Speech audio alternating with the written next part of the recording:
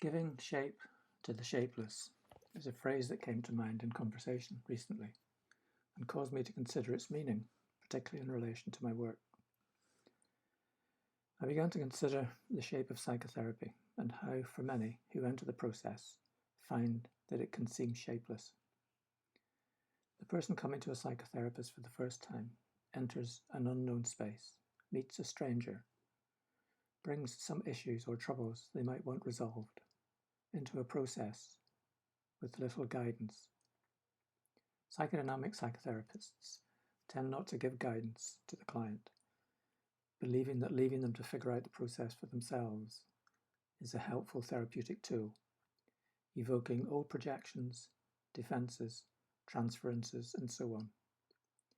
In effect, the psychotherapist is silently inviting the client to reenact earlier relationships, particularly from childhood. The intention is for the client to discover the process, whilst the psychotherapist will give shape to their experiences through interpretation, linking the client's past to the dynamics of the relationship currently between them. These frequent interventions usually begin with something tentative such as, "It sounds like you."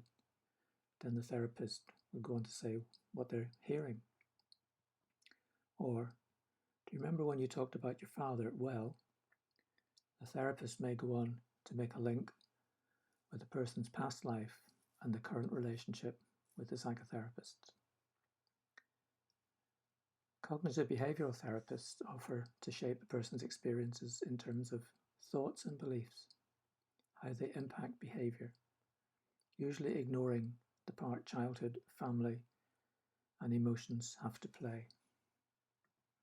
Often the process will involve recording situations that may cause the client anxiety, such as phobias, negative thinking, etc. Clients will be encouraged to keep a diary and a record of the occasions that these occur and work to attempt to stop the thoughts, thus changing behavior and the emotions associated with negative experiences. In my practice as a relational phenomenological existential psychotherapist, it is my intention to be open to meeting with the other person, leaving preconceptions, ideas of how things should be to one side, in order to be open to the unique experiences that enter the room and that we can potentially allow to emerge. Many meet with a new or regular client. I open myself up to the possibilities and to what becomes present in my mind, body, emotions, senses, imagination, and so on. It feels at times that my skin is a receptor to the other person, and I simply notice anything that touches me.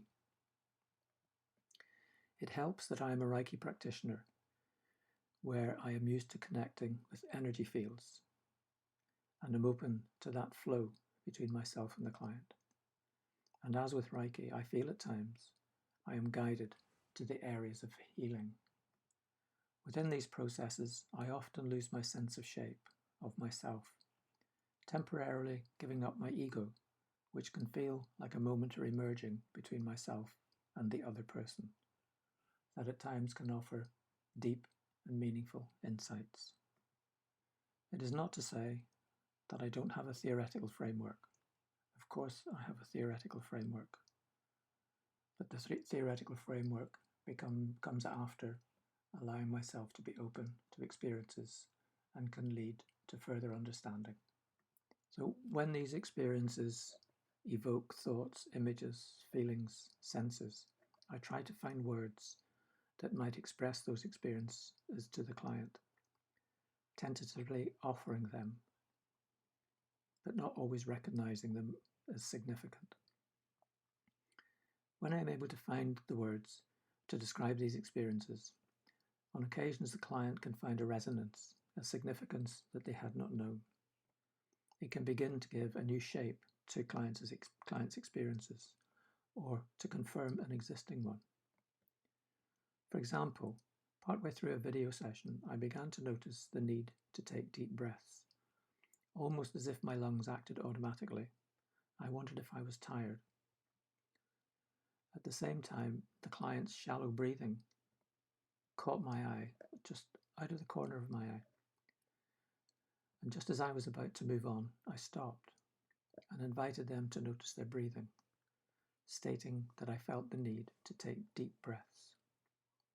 It can be so easy to miss these moments of possible significance. As we both took a few deep breaths, our attention moved into the present, and then to what was causing the shallow breathing, which we continued to explore.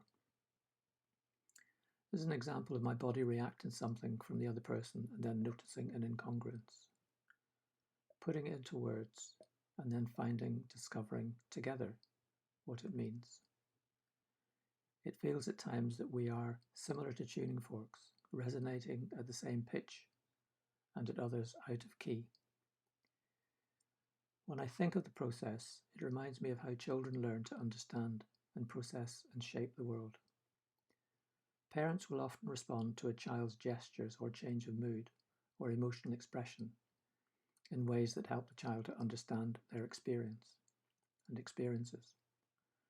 When a little one falls and cuts their knee, a parent might pick them up, hold them, clean the wound, put a bandage on it, whilst the child cries, and reassures them that it will all be okay, shaping their pain into the reassurance that it will not go on forever, and that a parent can be around at times like this, developing trust.